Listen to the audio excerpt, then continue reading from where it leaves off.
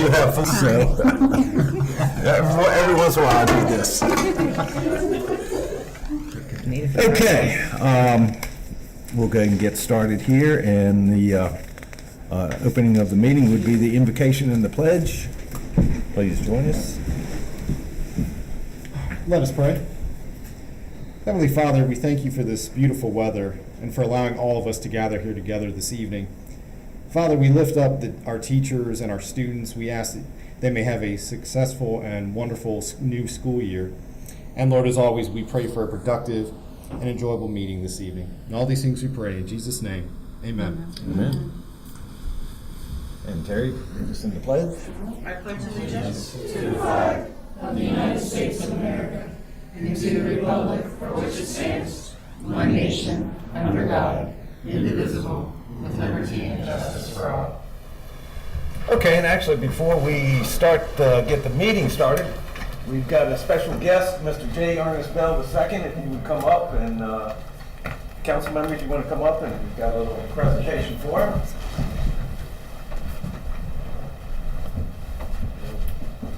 Thank you. What are you doing to me? Okay, we have a little gift for you here to J. Ernest Bell II, election judge, town attorney, historian, and storyteller. In gratitude for your 30-plus years of dedication to the town of Leonardtown. And this little picture of Leonardtown. Thank you very much. Appreciate everything you appreciate everything that you do for the town. Thank you so much. Do you have any more space for me? That's why I'm having a tray instead.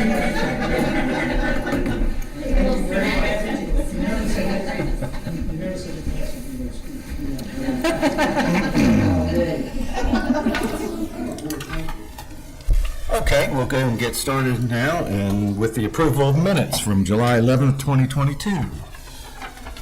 Any comments, questions, corrections? I move to approve the July 11th, 2022 minutes as presented. I'll second. Motion and a second. Further discussion or corrections? Hearing none, all in favor? Aye. Opposed? Thank you very much. Okay, now we'll move on to the council vacancy. As you all know, we received Tyler's resignation on Friday. So, since he sent that to us, we want to thank him, first of all, for his service and wish him the best of luck with his new position in Florida. He wasn't really ready to step down as council, but the new job offer was something he couldn't pass up, so we wish him luck there. So it's in our ordinance, the council has to elect a replacement, and I suggest Heather Earhart as Tyler's replacement, as she was the next in line during the election just 4 short months ago. We've also had many people interested, and nothing against them, but I feel we should listen to the residents that voted in that election and vote to bring in Heather as the replacement, as she was the next in line, next vote getter. And Christy originally came up with this idea, and I appreciate that. I think it's good for everyone. We would be listening to the people of the town. We do not have do we have a nomination for Heather? And she did. She's sitting on our planning and zoning board. She's been there since July of '08, so has a good history with the town.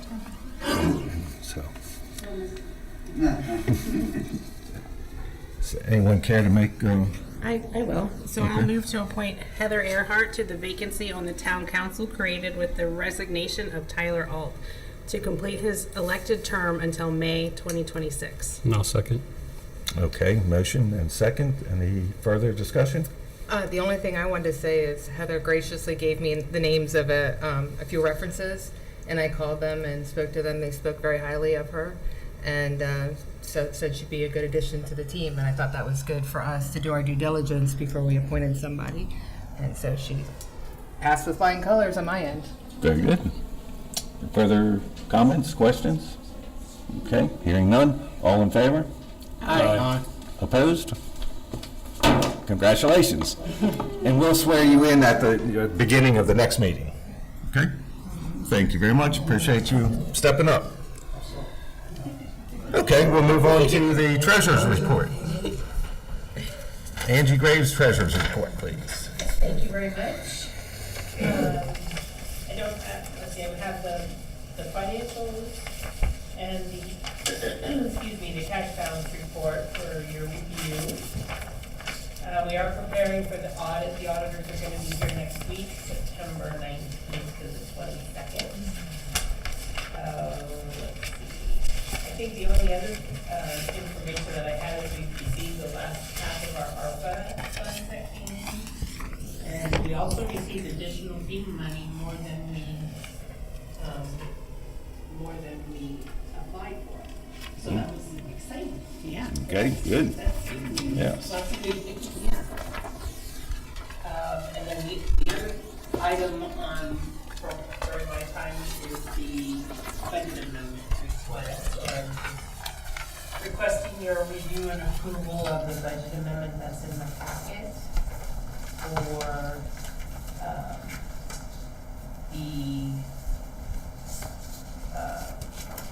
moving the fund balance to cover the, let's see, which was it? For the Wharf decking.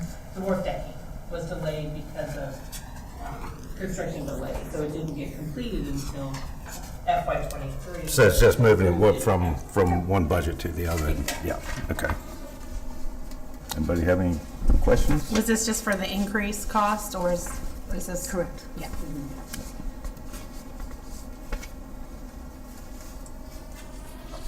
Any other comments? Okay. We do need a motion on it. We do? Yes. Yes. For the Yeah. budget amendment. Yeah.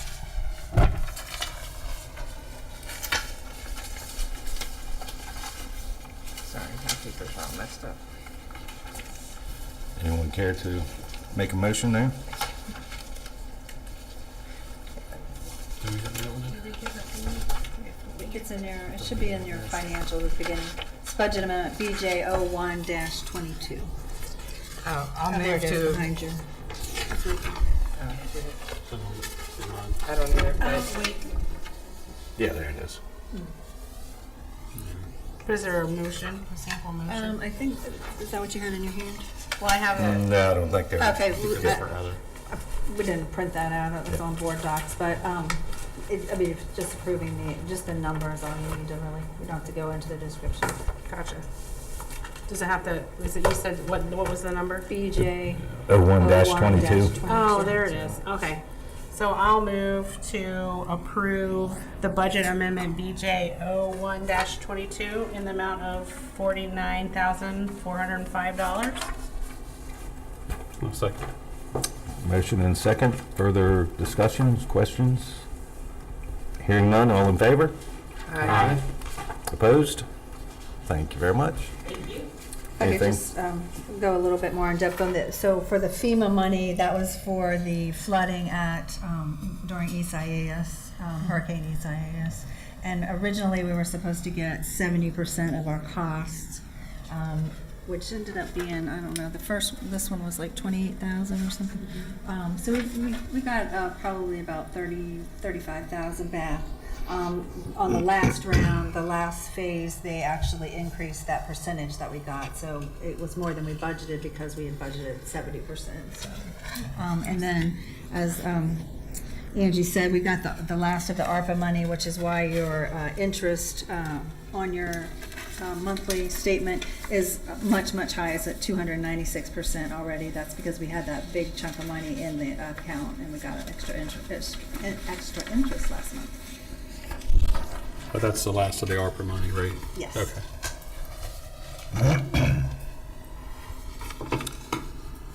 Okay. Moving on to Mike Bailey in the Planning Department. Yes, sir, thank you. Council members, the planning and zoning meeting was held on August 29th and recommended Meadows at Town Run 2 for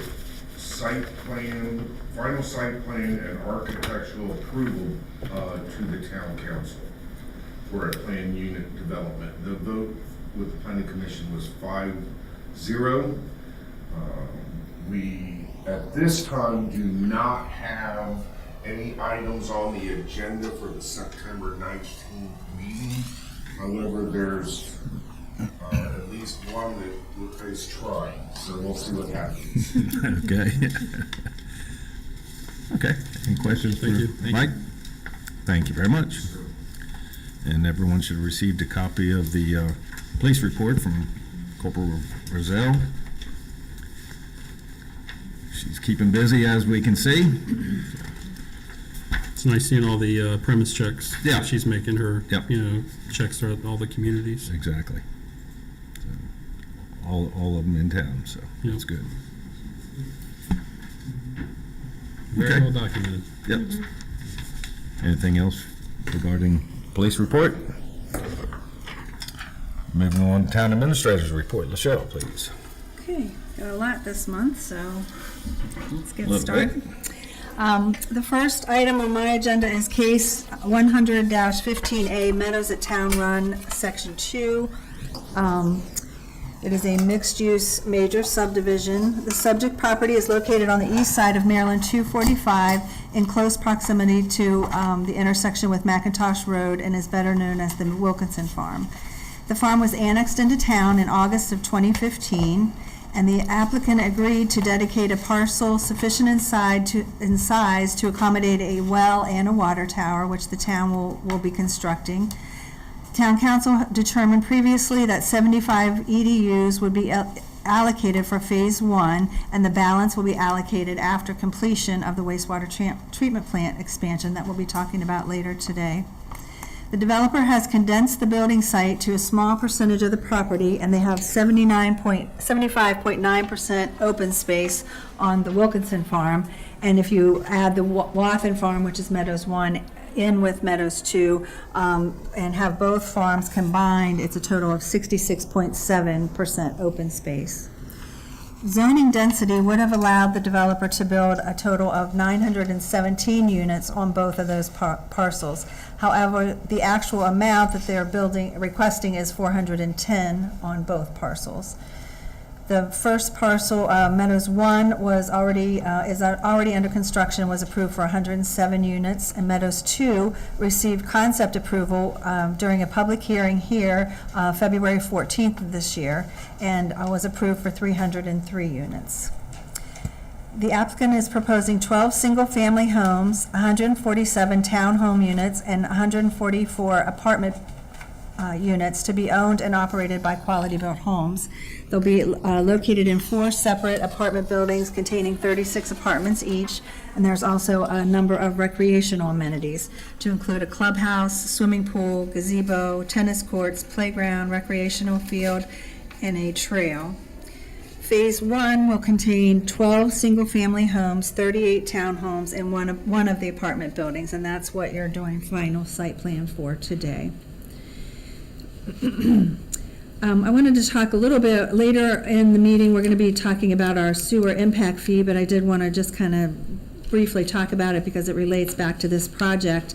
And we will be introducing an ordinance to increase our sewer impact fee at the end of this meeting. Impact fees are collected based on new growth, and it's specifically what the project costs to build to accommodate new growth, so that when we collect the impact fees and the residents who are already here in town don't bear the burden of the cost of expanding the wastewater treatment plant or building a water tower. Anything that's for new growth is going to be borne by the new projects that come forward. Previously, our impact fee was $13,000 per EDU or per dwelling unit. And that's been in effect since, I believe, 2006 timeframe. And we are going to be recommending increasing it to $18,000 per home today, and we'll hold a public hearing next month. Those calculations, it's extensive calculations. We look at the cost. We did deduct $1 million out of the total $18 million project, that based on, we'll talk later about the bids that came in and everything, but the total project is about $18 million. We deducted $1 million of that out in calculating the impact fees because it's for flood proofing the existing facility, and that benefits all the ratepayers. So that got deducted out of the calculation of the impact fee. We also have a water impact fee, which was increased in 2019, and that was based on the estimates we have for constructing the water tower. The town collects the water and sewer impact fee specifically for our projects in town, but we also collect the school impact fee at whatever the existing rate is that the county and the Board of Ed set that fee annually. And we pass that on directly to the county to go into the pot with their impact fees.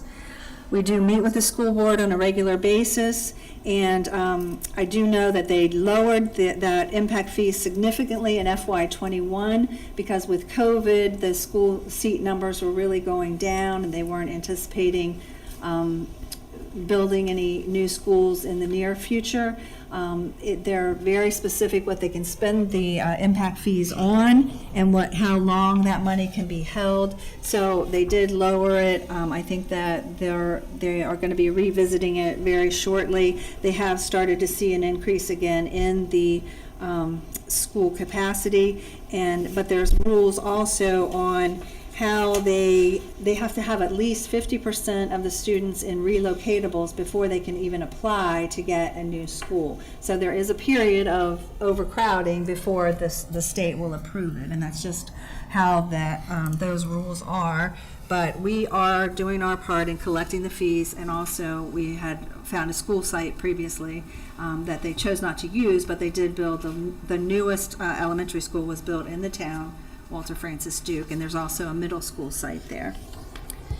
The entrance to Meadows 2 has been approved by all agencies, and the construction has begun in the last month. And then, as Mike said previously, Planning and Zoning sent a favorable recommendation for approval at their meeting on August the 29th. That's a little history. I also put the minutes from the draft minutes from the Planning Commission meeting, as well as the minutes when you all approved the concept plan in February after the public hearing.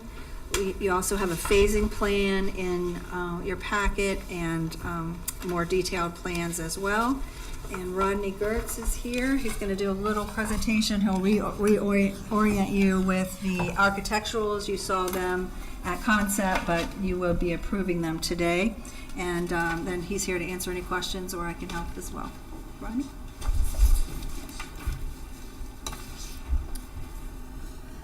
Just go ahead and let the audience kind of see it, because you guys have your stuff. Good, everybody? I'll show you this next. So this is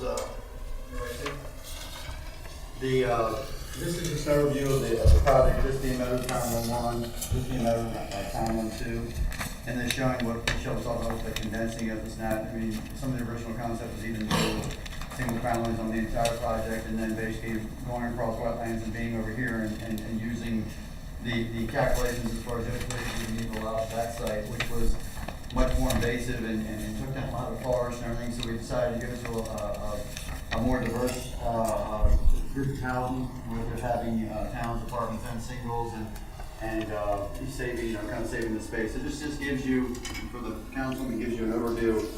I'm just looking at the areas that are saved and ultimately kept in an open space, and obviously we're dealing with the, preservation of the Macintosh or whatever waterways we're dealing with. The more forest you keep, the better off you are there. And we're kind of staying in the field and kind of doing what any type of development is suggested now. Kind of keep your disturbance in a more controlled area. So that's the overview. This is a couple pictures of what the rec center is going to look like. We actually have this building's under design right now with the engineers. We're actually with the engineers putting the final architect putting the final structural engineering on it. But this is basically the look that we'll be dealing with.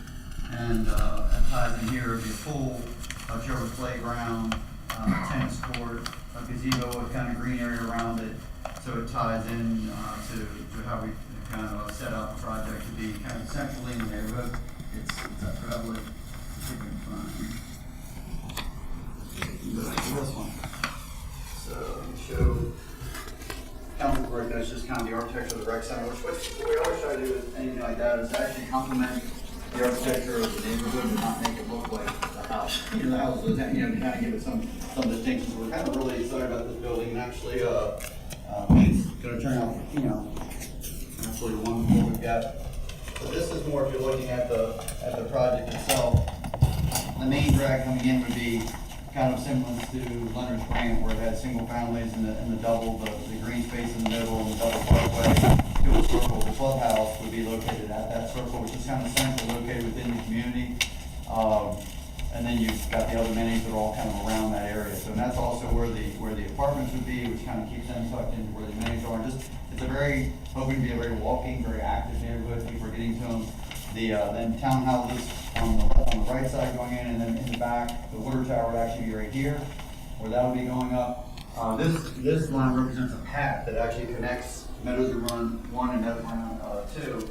We weren't allowed to ultimately make the connection through wet. The first thing you do with a wetland road crossing is it's called avoidance minimization. So if you can avoid it, you're just not allowed, period. So in talking to the town, that we still wanted the connectivity that we're trying to create everywhere in the town, that you know, people can walk and ride a bike or do whatever and get everywhere they want to, you know, go on you know, through trails or the roads or wherever. So with this, we came up with this, and we're working with MD to get, you know, the permitting for, you know, probably it'll be like a asphalt path on most of it, and there'll be probably about a 400-foot section. There'll be a wood bridge type thing. We're going to do like a little covered bridge section, just more so just for aesthetics and kind of a right area to kind of walk on the path to stop, enjoy, be down, you know, in the kind of bottom floodplains, but it's a beautiful area down there to do that.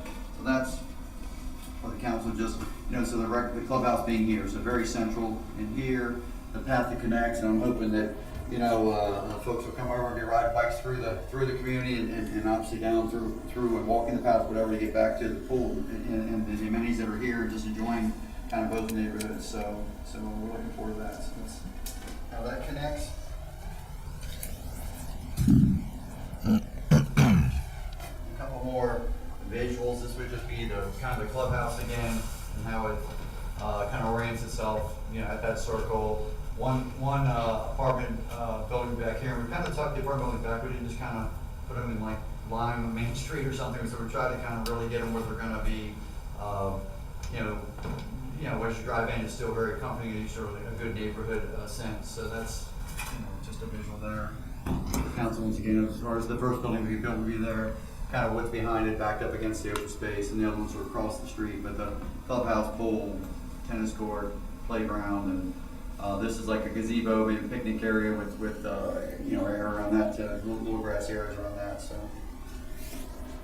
and then the actual architecture, the single families would be, you know, this is an actual live picture of the main roadway, Leonard Grant Parkway, which basically have the houses, which we've, you know, have already built. And that would be the same architecture that's going into the main drag on the singles on the left side. There'll be 12 of those. And yeah, so it actually presents itself well, and you've seen that.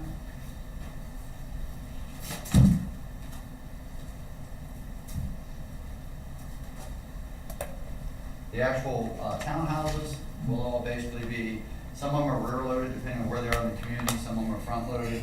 So some of them have alleys and rear load, and that's on the main drag, you know, when you're coming in. So you're not necessarily looking at either garage and cars, you're looking at basically the fronts of the units. They appear to be lower because, you know, you got your garage in the back on the lower level.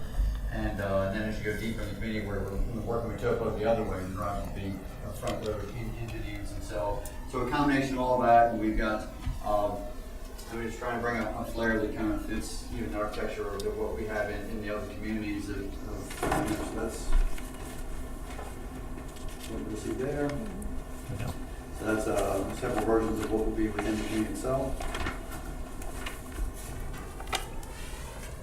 Now on the apartments, we did the same thing with the architecture. We're really trying to just tie into kind of what fits like within you know, kind of the community, and every unit itself has a porch.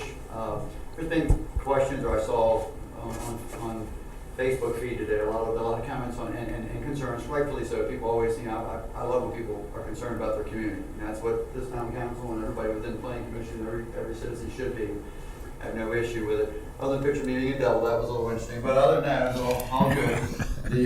But with this, I mean, one of the questions that's on there is there gonna be, you know, would you consider, I guess, subsidized for Section 8 housing, this and that? And this is a market rate community, so that means basically it's a market rate rent, no subsidized, none of that, and whatever that would imply that would bring, this is market rate housing, that's what this is. For our family, it'll be, you know, we plan on maintaining this and having this as, you know, this will go from me to my kids and something that's, for me, it's always be a peaceful entertainment, which is a great thing for me, because, you know, we love the town and the communities we have built, we take a lot of pride in and continue to do that. And that means that, you know, when we're maintaining, when things are down here that are wrong, I'm the one basically saying, hey, we need to have that straightened out, do this and all, so that will be here forever for the duration of that. So here's what you're looking at there. These would be the three across the street from the rec center, and then the rec center and the one building over there, so it's kind of, you know, broken up, you know, nicely. There's a green space in the middle that we'll do probably even something within the middle, some type of, you know, I don't know about fire pits, but something that would be, you know, kind of good to utilize and some good gather area. And then we've got, of course, across the street, we have a great gathering area as well. And this would be obviously later in the project, the first one, just get the first building up. But yeah, with the porches on every unit, and the inside, we've actually worked the square footages from anywhere from like 900 square feet to 1,300, so they're nice sized apartments. They actually have, it'll be, you know, based on, like Marcus says, you do a certain amount of one bedroom, 2 bedroom, 3 bedroom, so we kind of got that ratio, and it's usually like a 1570 for the 2 bedroom, and then 15 for the 3 bedroom. So we've got some units within the buildings that are interchangeable. We can design it pretty easily to go to a larger two bedroom versus a 3, or where, so we have them kind of where they can interchange and be flexible to kind of watch as we even do the first building to obviously watch for what kind of the demand is in the next buildings, and so we're excited about that. Yeah, that's about it. We're just you know, just overall we're the state highway approval was made. We're actually under construction on the state highway. When we built Meadows 1, with doing the project simultaneously doing Route 5 improvement, it just got very congested, and obviously then it's obviously anybody driving through the town, it can create problems there, as well as, you know, just, you know, for our construction, we'd rather have the entrance done that when we have heavy trucks coming in as we're starting the heavy construction on site. They've already got their turning lanes, they've already got their bypass lanes, they're already built on, you know, so we've got AV&H out there now, and they'll be done well before we ever get anything started here, which you know, that way I wanted to have that 100% done out of our repair. No, you know, it just makes traffic flow a lot easier for everybody. It would be an improvement, obviously, in that area, just with having the turn lane things we have, and to avoid any kind of construction right out of the gate. You know, that's why we kind of pulled the trigger on that early. So, any questions? I just wanted to mention that, you know, with the using less of the space.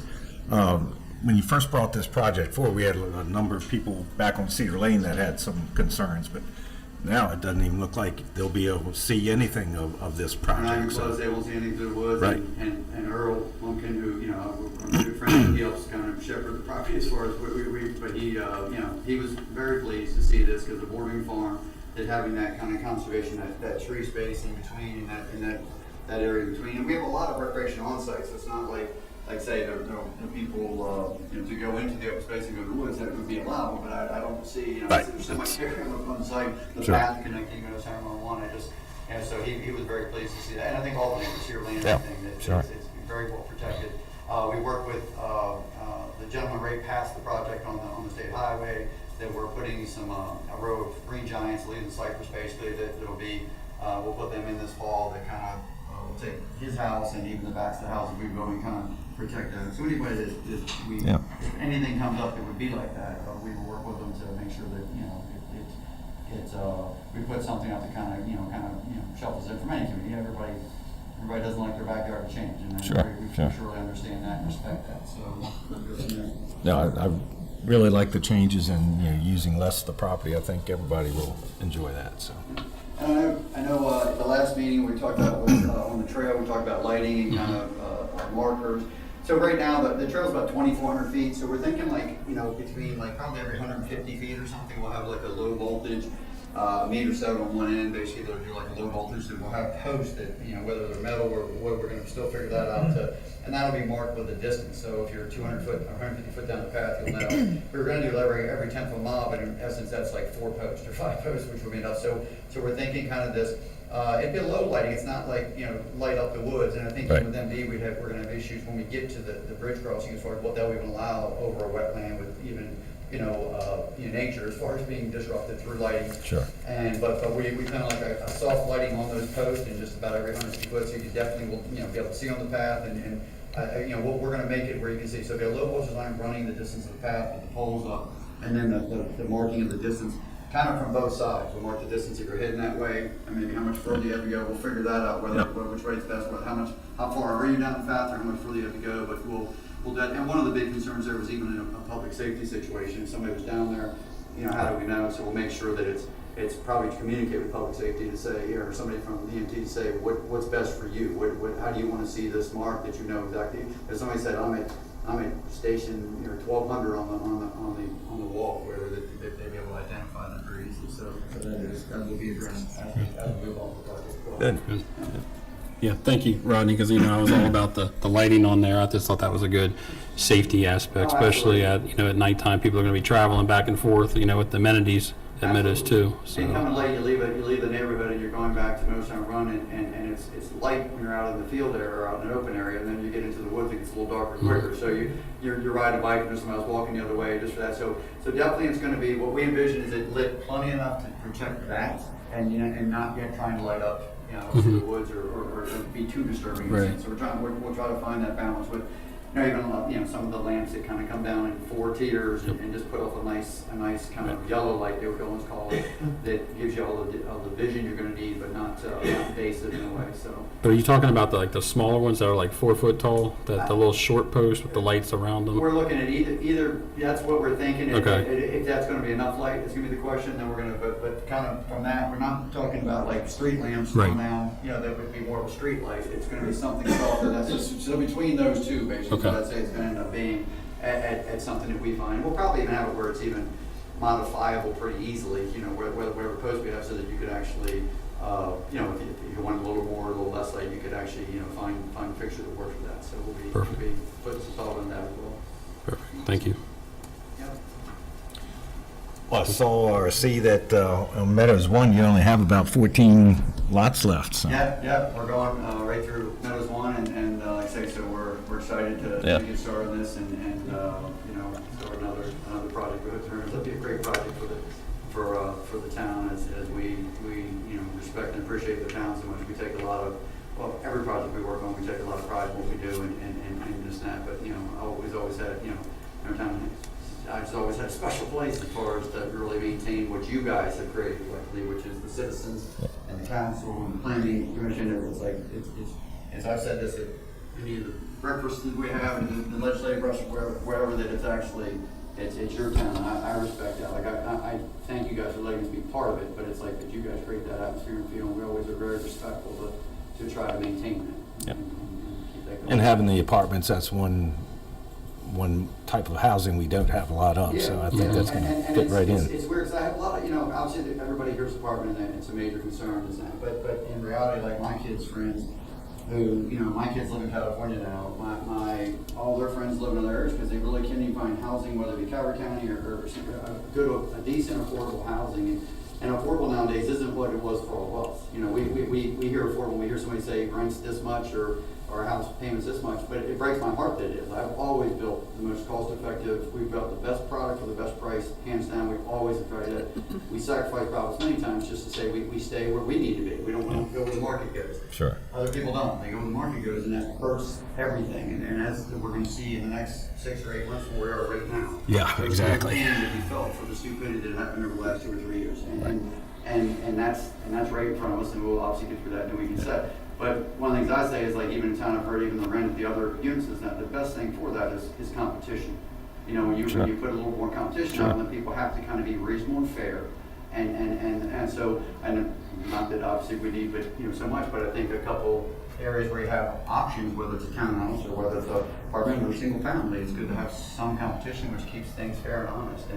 And I hope that we've been a big part of that the whole way. I like would be able to pay for a single family house right now in Meadows even, and I want to cry. You know, it's like, but it's, I had the cost of it, you know, and I put in what the lumber, and until that craziness ends, I mean, lumber's just starting to come down, but everything else is still a joke. PVC, obviously, the rough, you know, with the war, and now when those suppliers have gotten, you know, once they get to that number, they really got to feel pain before they come off. So it'll take a slower economy and slowing things down, and we'll eventually ease back to hopefully some type of normalcy. But we always try to find fairness in the midst of all of it when we build any project in any area, you know, and we pride ourselves in that. So trying to treat the community fair as we go along. So. And we appreciate you working with us, so. And I would just add to that, we talked about it at planning and zoning, that we've been really lucky the last, what, you've been here 20 years, I guess? Yeah, long time, And, you know, and they donated the well and water tower site this time. They're putting the entire road in so that we can get in there and build the water tower. But going back to Leonard's grant, they gave $500,000 to finish the wharf at a time when we needed the funding to finish the wharf for the community. So I think we've been very lucky with Quality Build and with Mark to be a partner with the town to still be here and building. Also, I didn't mention, they actually, we require, which with each new development, that a water and sewer study is done. It's funded by the developer, and GHD does the study. They actually create we have a model, and they add it to the model to see how it's going to affect the rest of the town. And so we did that with this development as well, and Quality Built will be making some enhancements to both the pump station at Meadows 1 and to the Leonard's Grant pump station, because it doesn't just affect their site, but it looks at what else is affected around, and they will be making at various points during the project improvements to those pump stations as well. Yeah, the pumps, obviously, are there where you would be fine for flow, but they can't. It's how they challenge each other. You know, when a pump comes on, depending on the size, that's good one community, you can almost outpower the other. So you have to gear them all, bring them together, and that goes into the studies. Yeah, so even today, a lot of stuff that was written, and I saw this, whatever this Facebook thing, but it's kind of understandable but disappointing, because the amount of time and energy and thought from everybody, you know, the Town Council Planning Commission, everybody in staff, and us as builders and developers and contractors that put the work into the study and understanding this, and the school counts. That's the Board of Education. You can go look. They have it out there. They show a flat projection in enrollment over the next 10 years. All the numbers that they have to go by, they put that together for years. They continue to do that, and that's what they go by. When you hear student count, and most people wouldn't realize that basically it's 0.4, somewhere in the 0.4, 0.5 range for a student per unit. So it's not, people here, most people guess 2. I've asked people over the years, and I've been in planning situations where people say, well, that's adding 300 more kids, or you're doing 150 units, it's 3 more kids. No, it's actually 75 or 70, and St. Mary's County is even less than that. St. Mary's County basically has 45,000 households, and it has 17,297 kids in school right now. Wherever it would be, it's in that range, and it's like a 0.37, 0.38, and those are live averages. They're all over the country. That's not just a specific area. That's what it is. So it's. And it comes over time. Obviously, it's slow doses as things get built out. So it's very much, right now there's a large 10th grade class. That class working its way through makes a humongous impact. Just that it's got 200 more kids than the average class. The average class is 1,300 kids, and that has 1,500 kids. So I guess when I see things, I have to, I don't want to get involved in social media as far as how to get that, but in this fact that there is so much effort and work and planning that goes from everybody involved in these projects, and from every level, county, town, everything we do, and it's not willy-nilly that everybody just somebody comes in and says, hey, I want this, and they say, yes, it's not that. And the disinformation on social media, there's not really anything you can combat it, but we do our homework. Quality Built, over the years, there's the new upgraded sewer main that goes through the governmental center. The whole sewer main on Route 245 got looped into Leonard's Grant Parkway. All those houses, individual houses on Route 245 in front of the Meadows, were all connected with new sewer on 245 at the expense of Quality Built. So, I think it is a partnership, and people need to understand that. We do our homework, and we plan for these things, and we want to continue to grow. Otherwise, the town doesn't exist. But I think you do have to plan, and I think we've tried to do that. And it is unfortunate that misinformation is out there, but that's just social media. So. Any other questions? Any other comments, questions? What are you doing, can you remind us what work's being done out on 245? So basically that's the entrance to the community, which will have an XL D cell. So Okay. actually, so you get your, when you're coming to the project, you would have your right, D cell that you can get, 400 foot or so that you're slowing down and getting through. So that doesn't make it where you're staying on the main lane to try to turn in. More importantly, as importantly, there's an expansion there that'll put a center lane coming from the other direction that'll actually make a left turn in. And I think it stacks like 5 or 6 cars. When they do these studies, they take all the counts, including any project that's even planned in the future, including the project that they're studying, and they add that into the count. So whether it's 800 trips a day with or 600 trips, 2 trips per house, or unit, whatever it would be, that's added in, and then that's how they work the function. And it's all by state standards, and it's very much a good thing that it's very much overkill. So they have 5 cars coming from that direction stacking up, or maybe 6 or 7, and that would never really, should never be a problem to then get the gap that they need to get in. So it greatly improves the safety. Then leaving, you would also have an acceleration lane leaving. That's why I was working with Jonathan, the next door neighbor there, to kind of the storm management portion of that was over on his property, and we worked with him to get that done and get we had to get limits of disturbance. We had to get some things signed by him, easements, basically grading easements, to get signed by him to work with that. And that's what we did there. So so that's actually going to be a humongous improvement to that. And I'm just thrilled that the timing worked out, because usually it's just it's so delayed to get the state highway permit, is why you kind of end up putting it in late. And this time we were really diligent about staying on that to get that in first, because as we come into the community and really start bringing any kind of heavy traffic into the community with construction equipment where it would be, we wanted to have a very, very safe kind of direction there. Just even when we did Meadows Town 1, they were kind of going simultaneously, and I didn't like even when I drive down, when you got to kind of work your way into the community and somebody's trying to come out, I didn't like that. So we actually got this, if we stubbed in 50 foot, which we know we should have. Great. So, Awesome, thank you. it was the stormwater management, I think, is what you were asking, like in front of the house down there? No, I was just wondering what was going on out on the street. I wasn't sure if they were putting a turn lane in the middle, so that's great. So coming from that direction, so you would actually have the turn lane making left into the community, which in its stacks, I think it's 5 or 6, maybe 7 cars. Yeah, it should be. That's a good stacking. Thanks. Yep.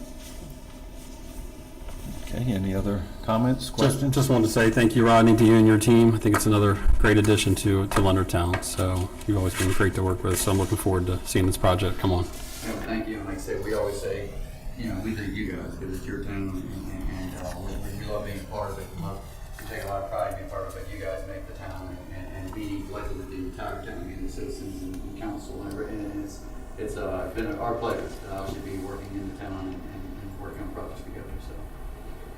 Thank you.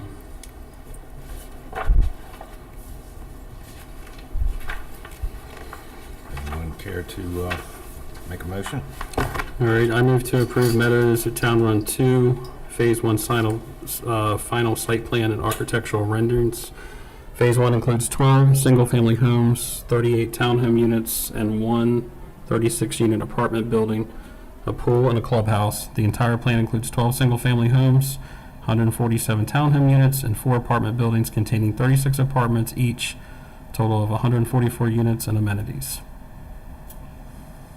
Okay. I'll second, but shouldn't that be phase 2 on there, or is that? No, It's it's Meadows Meadows 2, but Oh, this is okay. phase 1 of Oh, okay. Meadows 2, yeah. That's phase And then 1. they'll come back with the final site plan for the rest of the phase 2 and 3. Oh, okay. Perfect. Thank you. Phase They already 1, have 2, the and 3. concept approval Okay, for the gotcha. entire site, 1, 2, and 3, phase 1, 2, and 3. Okay. Yeah. Thank you. It is very confusing. Phases and sections and. Any other comments? Okay, we have a motion and a second. All in favor? Aye. Opposed? Thank you very much. Thank you. Okay, the next item is to award the contract for the wastewater treatment plant expansion. As early as 2015, the town has been working on plans to expand the town wastewater treatment plant from a 0.68 million gallons per day to a 1 million gallon per day plant. We have exceeded 80% of the allocation of the existing capacity at the current facility, and we have a number of projected projects in process, so we really do need to get the expansion moving, and we have talked about it for a number of years. It will be an 18 to 24-month project. The expansion project was publicly bid, and 3 bids were received. The bid opening was on August 5th, and the bids ranged from $15,221,000 to $17,896,000. The staff and town engineers, GHD, recommend awarding to the low bidder, Michael F. Ronca and Sons, Incorporated. And there is a memo there from GHD that talks about their references and experience and being the low bidder. And if you have any questions, that we still have to go through the bonding and but at least they get, once the contract is awarded, it's a very big lead time for some of the equipment. So we'll be working through that. I have, as a reminder, let me just get the numbers here. The total project with design and engineering and construction management and inspections is and purchase of the land, because we did purchase the parcel next to the wastewater treatment plant for the shellfish protection tanks that we'll be building down there. So this number includes all of the costs of the entire project, is $18,079,632, and it will yield us about 992 new EDUs over and above the projects that have already been allocated. The rest of the How many was that? approximately 992 EDUs. And GHD was talking about how great it is to work with Ronca. Right, They they work have a couple about other 70 projects million that in they- projects going with GHD in Delaware, Pennsylvania, in the area. And our capital budget that we approved in May, we had estimated $13,800,000, something like that. It came in at 15,000 or 15 million. We had put in the capital budget to fund $5,510,000 with impact fees that we currently have in the bank. We received 3.some million, what is it, 3.8 or so, 3.1 for ARPA funds? Yeah, so $3,038,000 of that ARPA money is going to be dedicated to the wastewater treatment plant, and so we will be borrowing about $8,122,000. And I have met with, we don't need to borrow the money until the end of next year. I've met with the CDA folks at Department of Housing and Community Development, talking about the CDA loans. I will meet with MDE on the water quality loans, and we'll see which has the best rate when we're ready to borrow. We have provided them with our financials, and they see no problem at all, but we don't want to borrow the money until we have to. And then I also had a meeting last Thursday with Funk and Bolton, who is our bond counsel, and we will be bringing forward a letter to work with them, as we have always done in the past for the last several years, on our financing. And we're not required by CDA, if we go with them, to have bond counsel on our own, but I'm much more comfortable with it. Rebecca handled a lot of the financing portion of the project, which I'll be doing now that Rebecca's not here. And so I just wanted to kind of get that in line, and she thinks that everything, sounds good that we're working on, and probably CDA will be the way to go, but we are going to talk to MDE as well. So I think all the funding looks like it's lining up well, and we can go ahead and move forward. Okay. What did you say, Laschelle, for the, I think I wrote down the numbers wrong the other day, it was 18 million, what was the total? I have 066,289. 18,066,289. Oh, that is right, okay. So in a minute, we'll talk about the impact fee, and those numbers all get manipulated all around in different ways to come up with what the impact fee has to be to cover the debt service for borrowing that money. And we even add in the interest for the portion that we're going to be borrowing, so that gets divided up with each impact fee as well. Any other questions on that? And then some of this, if I'm understanding correctly, some of this extra money, the reason it's 18 million, some of that goes to GHD, right? Because they're overseeing the project. Right, the next item on the agenda is am I the going too fast? construction management and Okay. inspection. No, that's fine, we can go ahead and talk about it because it all rolls in together. So the task order for GHD to they'll have a trailer on site, they're down there, they're doing all the inspections, they take care of a lot of the paperwork for the requirements for the labor and reporting and making sure that everything's done per the contract, because they're the ones that actually write the contract that's about this thick. So their portion for that is the next agenda item, and it is for $1,450,000, which is the construction management and inspection, and that was about 9.5% of the construction price. The ENR project, when we did that, was about 12% of the construction price, so this is actually lower than that. We did have a larger design fee because we redesigned it like 3 times since 2015.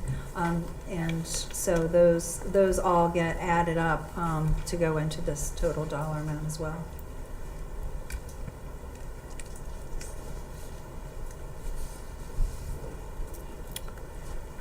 Any other questions? Anything else for the expansion itself? All right, well, I move to award the contract for the expansion of the Leonardtown Wastewater Treatment Plant to Michael F. Rocca and Sons Incorporated in the amount of $15,221,000. I'll second. Motion and second. Further discussion? Hearing none, all in favor? Aye. Opposed? Thank you very much. And then the next item was just the task order number 28 for GHD for construction management and inspection services of $1,450,000. All right, I move to approve GHD Inc. Task Order Number 28 for Construction Management Inspection Services for the expansion of the wastewater treatment plant project in the amount of $1,450,000. I'll second. Motion and second. Further discussion, comments? Hearing none, all in favor? Aye. Opposed? Thank you. I'm about to get busier. Yeah. All right, so the next item is the introduction of ordinance number 211, wastewater impact fee increase, which we have been talking about significantly here today. So this ordinance is to revise Chapter 62 to increase the impact fee. Currently it's $13,000 to $18,000 for dwelling unit. And I'm sorry, there is a typo there. I'm going to have to fix that. It's 18,000, not 19,000. So I will correct that, but it is from 13,000 to 18,000. And also, I gave you a revised version today that in Section 2, it will be applicable to any projects that have not received sewer allocation as of today's, or the date the ordinance goes into effect, which we'll have a public hearing in October. We're just introducing it today, and we'll have a public hearing in October, and will be able to be approved. And then it's 20 days after that till it goes into effect. But any projects that haven't gotten allocation by that point would be at the new sewer impact fee. So there's no action on that today. So if anyone, say there's a change of use of a building and they need additional ADUs, they would pay, if they needed one more, they'd pay if they're after this date. Right, if they haven't been already accounted for in the process. Okay, got it. So this, When this is after, when this is in effect. Approved, right. this would be the same for, I believe we talked about quality built. The first would be. Well, they have 75 that five. have already been allocated, but the rest of theirs would be at the higher rate. Higher rate, okay. And we're projecting that basically this higher rate is going to pay for the whole 8.2 million. Yes, if anybody's interested in looking at the spreadsheet, but basically, like I said, we deducted $1 million out of that cost because that is flood proofing, which it benefits everyone in the town. It takes into consideration the interest that we'll have to borrow over probably a 20-year loan is the calculation that I used. It took into consideration all the fees that we've paid to date for the design and engineering. It takes into consideration the construction management and inspection, and then the construction cost. And that's assuming we have how many permits a year? 990, oh, okay, so the other part of that is when any development moves forward into the Public Works Agreement, we have always had agreements that they would guarantee a certain number of EDUs per year. And even if they don't sell that many homes, I don't think you guys, oh, he left, sorry. I don't think Quality Bill has ever been short. There in Leonard's Grant, it was 35 per year. Clark's Rest is 35 per year. And so we know what our income stream is going to be until they're built out. So this, we would need, I think it's 26 that we are collecting still for the ENR project debt service, and another 26 we would need to collect for this project. And in 2021, so that's 52 that we would need, and we collected 84 in 2021, 76 in 2020. So it's not that it's not achievable. When is the ENR paid off? Sorry, I didn't mean to. I don't know right off the top of my head. I think it's probably another 13 years, maybe, Okay. 15 years, That was maybe. 20 years. Yeah, it wasn't that Yeah, I think it long. was a 20 years. Okay. We don't usually finance anything more than 20 years. All right. Any other questions on that? That was just for introduction. And the next item is introduction of ordinance number 212, which is chapter 150-18 utility fee late charge. For at least 22 years, I know it's been longer than that. It's been $25 if someone does not pay their bill and they have water shut off and to be reconnected, it's only $25. I had Jackie, who does the utilities, go through, we do an extensive job trying to collect. First of all, we just billed for the quarter at the end of June. That would have been for April, May, and June's water usage. And then there's late notices that go out, calls and emails go out multiple times. And then once we get down to shut-off time, which is 3 months later? Yeah. 3 months later, then we make additional phone calls. So we usually get it down to maybe 5 or 6 at the most that have to be cut off. But that, as you can tell, the cost for staff time is extensive doing that. We also looked around at what other jurisdictions are charging, and $25 is ridiculously low. So our recommendation is to go at least to $75. So this ordinance is increasing the late fee and reconnection fee to $75 from the $75, $25. $25 currently to $75. And this also is just for introduction, and we'll have a public hearing on that in October as well. Any questions on that? Just quite an extensive process, though, if somebody is late, so Yeah, seriously. thank you to She Jackie and sent staff. 200, over 200 late notices out last week, and then she whittles that down all for the next 3 months. Well, hopefully with the increase, that will help eliminate. Yeah, it's just too convenient for people right now to do that. A couple off-agenda items, just briefly. The trolley, our summertime service has now ended. We're still doing first Fridays in October, and some of the concerts and events. It went extremely well. We had an average, at the low point, maybe 200 riders on the weekend, on the high point around 400. So, we had the drivers monitor how many riders Friday night, Saturday, and Sunday separately, so that we can go back over the winter and look at this and how we want to approach the trolley next year. We are still waiting to hear if we got the grant that was going to reimburse us for that, and plus some. And then we'll just be looking at it over the winter and making the decision as we go into the budget process. And we did have some sponsorships from businesses that got their logos on the trolley, and that also helped to pay for the trolley stop signs, which aren't going very well. We are going to have the Barefoot Graphics is gonna look at another, they just keep breaking very simply, so they're gonna refund it and give us another, Yeah, I know they something else. faded too, because we tried to like scan the thing and it didn't, Okay. it wouldn't scan, so yeah, just. Okay, good point. We did hire an assistant town administrator, which you all put in the budget last May. We just hired last week, Elisa Casas, who is with St. Mary's County Government, will be starting in 60 days. I'm really excited about that. She'll be glued to me for the next couple of years, hopefully. Just unbearing what's ever in my office that nobody knows about what's going on. So we're real excited about that. I think she's a great hire, and we look forward to having her on the team. We also received some nice handmade thank yous from Father Andrew White students. If you want to take a look at those, I have them in my office. They received one of the facade grants, and they were all excited about it for some landscaping in front of the school. And then we had an update from State Highway.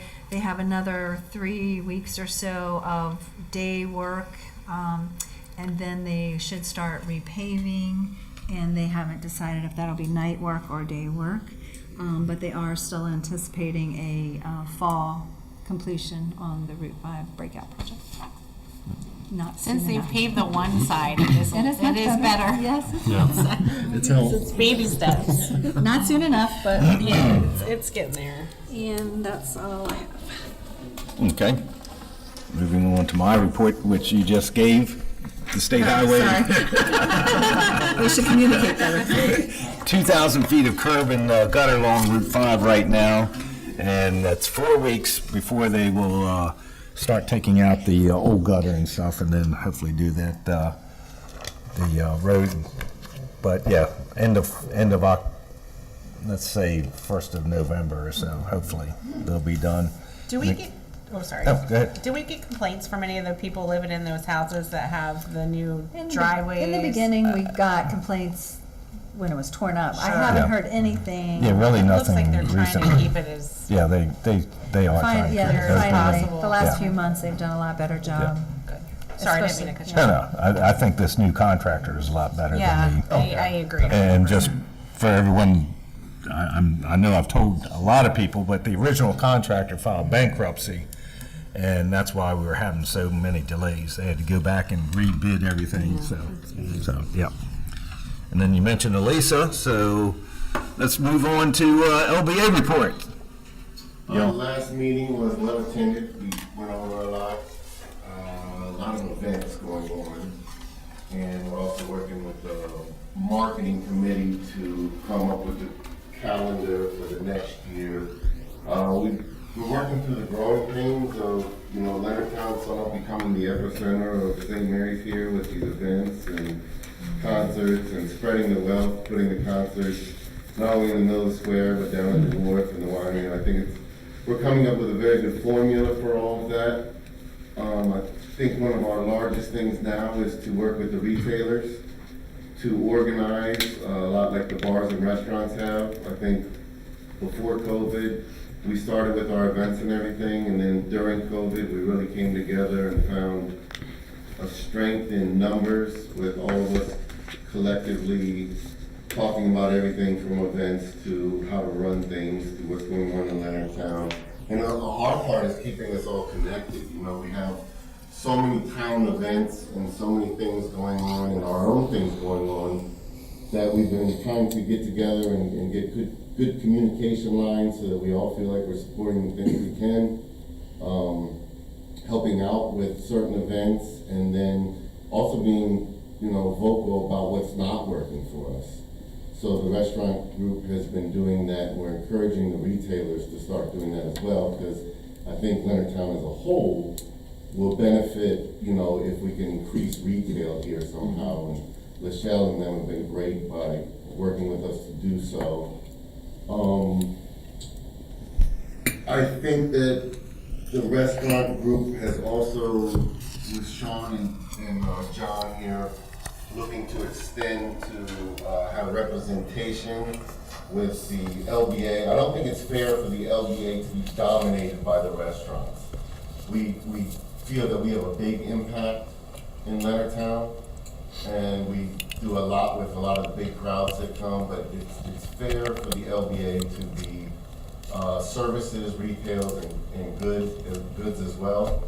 So with that being said, John and Sean are gonna help organize a group with the restaurants to be seen as more of an organization that can influence the Liquor Association, the LBA, and also the town as well, and give a stance or a voice to certain issues and hopefully be heard. So we're gonna be working on all those things, and I think collectively though, everybody's doing a great job of working together, including the town who really has supported the LBA, and it's been a great relationship. Yeah, I might add, when we first started the LBA, we had a lot more professional people join also. But there's really not that many that are active with the LBA, so you might want to look at that. Yeah, that's what I meant with services. You Right. have retail and services, and if we can find a leader for those services, then it'll make it a lot Sure. easier. And we'll move forward with that. Okay. And kind of piggybacking on that, so at least one of her job duties will be the Main Street manager, and we are applying for the Main Street. We are working on the application now. It kind of piggybacks right in with us getting the arts and entertainment next year. We have to re-up our designation for that, as well as our sustainable communities designation, which we need for any grants that we receive from the state, and then doing the Main Street application.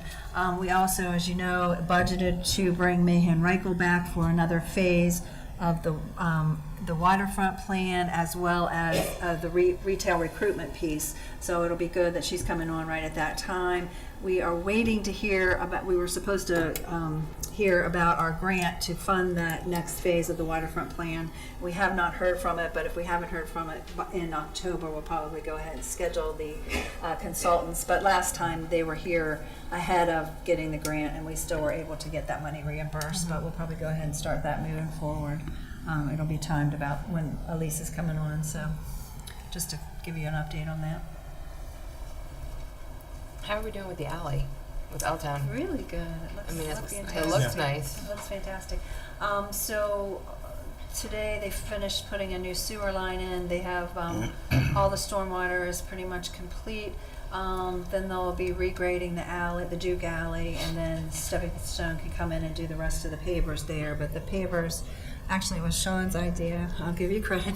We were going to put some more pavers in the Duke Alley, but he suggested maybe because it's so flat up where behind Antoinette's Garden and New View, and then the parking where that goes with the Duke building, and then ties into the alley that goes into the square. It's turned out we moved some of the pavers to that area, and it's just going to be a fantastic site for events and things like that. And it's just so open now. Everything's leveled off more. It looks really good. So hopefully next week they'll be able to get the pavers in and get all that done. And then I've met with 2 vendors for, we still have to side the bump, put new siding on the bump out in the Duke Alley. And then the mural is done. Both murals are done. I want to get the construction finished first. And then paving is coming right along. We have a couple prices on that. So as soon as we're ready for them, hopefully in the next 2 weeks to get it paved. And then it's just detail. And this week the street lights come in, so it's really moving pretty quick. Looks very nice. Pretty quickly. Awesome. Yeah. Hopefully by Christmas on the Square we'll be able to actually use it. Awesome. Okay, you want to move into events, Sure. please? Okay, since Tyler wasn't here to do his report, and it is a long one, so the Summer Music Festival on the Water's Edge is a new series as part of the Leonardtown Music Festival. We had Flippin' Eyelids and Doc Lone, and we just recently had Robbie Booth, John Zimmerman, and Billy Breslin. And the waterfront series was very, very popular. A little bit of growing pains with, we had so many boats that the Sunset Cruises couldn't get in and dock, and they had to cancel the tour that night. And then while the seaplane ran all day long and was sold out, it still was a little challenging. So, things to work on, but it was so many people down there, and Joe had a line all day long for ice cream. And I know the fire department, I think the auxiliary did a lot of business as well, and the fire department did the alcohol. And so for the first Flippin' Eyelids concert, they actually featured a back-to-school drive and teacher appreciation event. They collected over $400 in gifts and prizes that were given away to local teachers and support staff. So that was really nice, and many of the businesses donated. They were so generous, so we really thank them for that. And a big thank you to Jimmy Hayden of Remax 100 and Homes for Heroes, as he was the major sponsor for the summer concert series. And then this time they had the first annual sidewalk chalk contest. I think we had 80 entrants. It was really beautiful, and once again we had a lot of prizes that were donated by the businesses, and thank the judges that came out in the heat and judged the contest. I know it was really hard, but it was very, very popular. This Saturday, August 27th, we had Josh Earhart at Port of Leonardtown Winery. And then September marks the 9th anniversary of Leonardtown receiving its Arts and Entertainment District designation, and we are having Leonardtown Arts and Entertainment all month long. And the Art Walk is still in the businesses, so you can vote for your favorite art. You can get a ballot online or pick it up at some of the businesses. At the Arts and Entertainment First Friday, we also had Higher Standards as playing music in the square. We had the Alice in Leonardtown mural ribbon cutting that was rescheduled from the rain out in the summer, and we had a movie on the mural, which was really popular. People really enjoyed. And a big thank you to the artists Tom Rogers and Dan Ropp. And Tom has actually been participating. He did the sidewalk chalk contest as well. That was his idea, and he worked on that. And then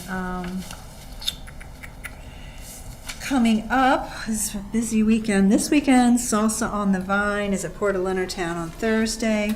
Plein air painting at the Wharf on Friday. Coastal Arts Market on Saturday at the Wharf. And then the Summer Music Festival presents Justin Miles, Wes Rice, David Hammer, and Greg Barrick at the Leonardtown Winery, Port of Leonardtown Winery. And then the Bootleggers on Sunday at Fenwick Inn as part of the music festival, and also a vegan tasting at Fenwick Inn on Sunday. So very busy weekend. And then coming up, we have October 7th, Oktoberfest First Friday. And you're having the fall crawl. The bar crawl will be that weekend. In conjunction with the Oktoberfest. So it'll still be the Leonardtown Fall Crawl. Right. But in conjunction with Leonardtown Oktoberfest first week. And that's Friday night? That's correct. Yes. What date is that? I'm sorry. October 7th. Oh, okay. Thank you. And then October 8th is the Bruderfest, and the parade that will go through the square at 11 o'clock. And then October 14th, we will wrap up the summer concert series with the Reagan Years, an 80s tribute band, and that will be in the square from 6 to 9 on the 14th. And lots of other stuff in October, it sounds like.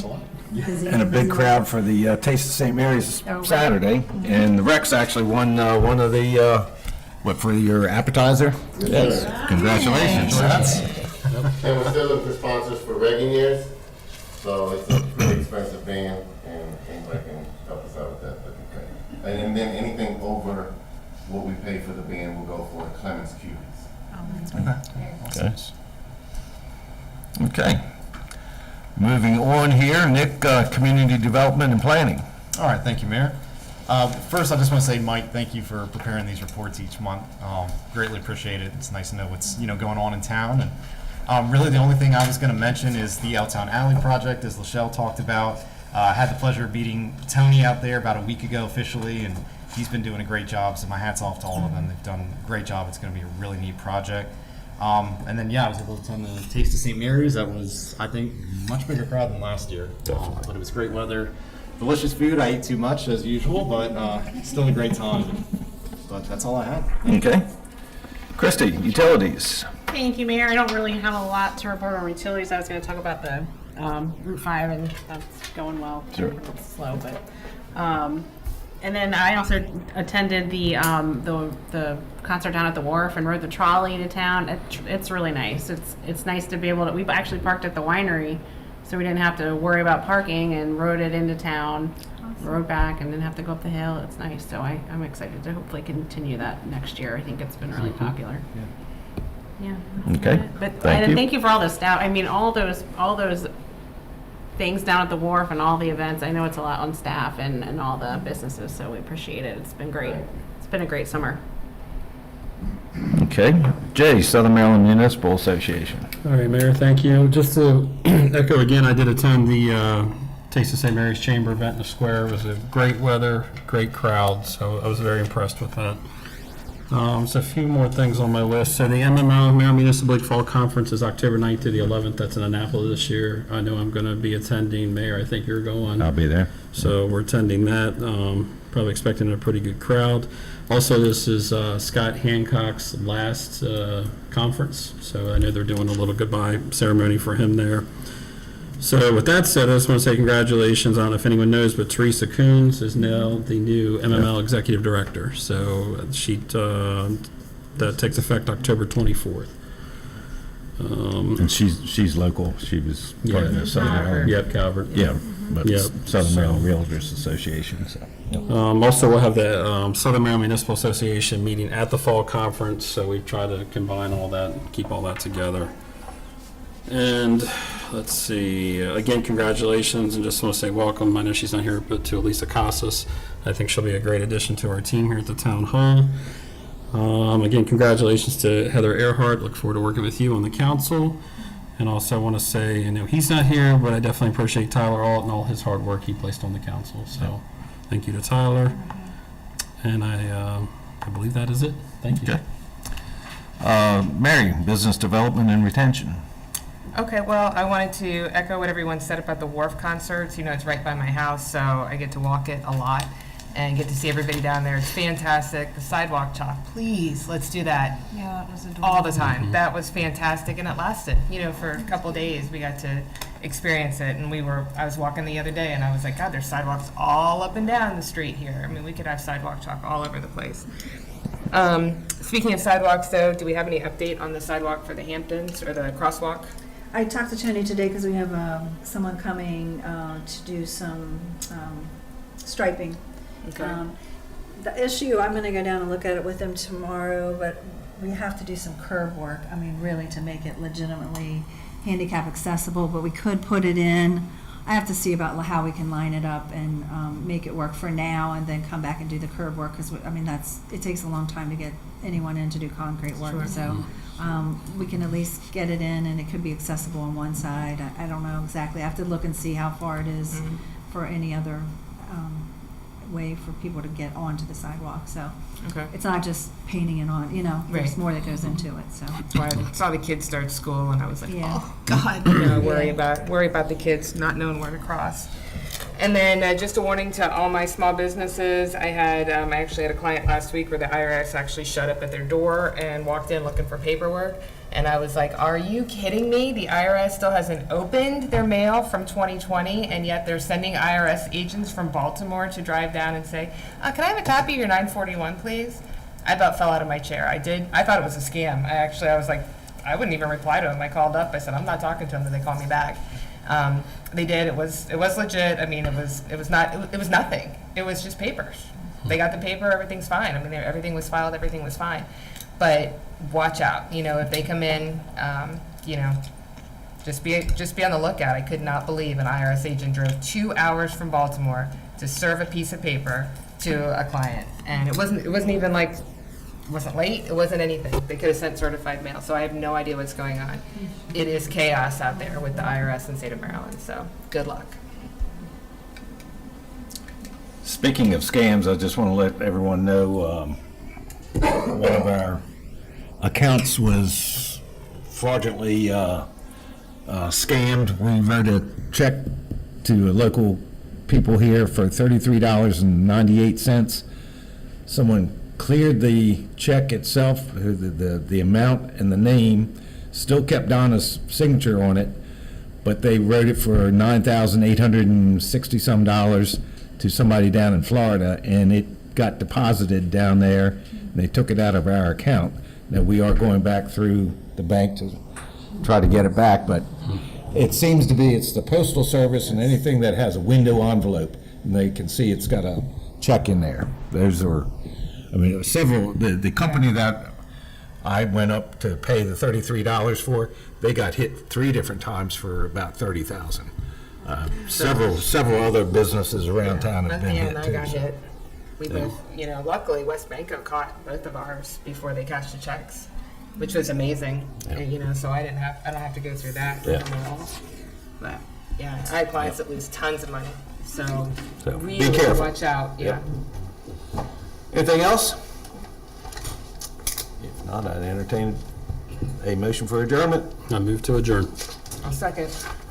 All in favor? Aye. Thank you very much.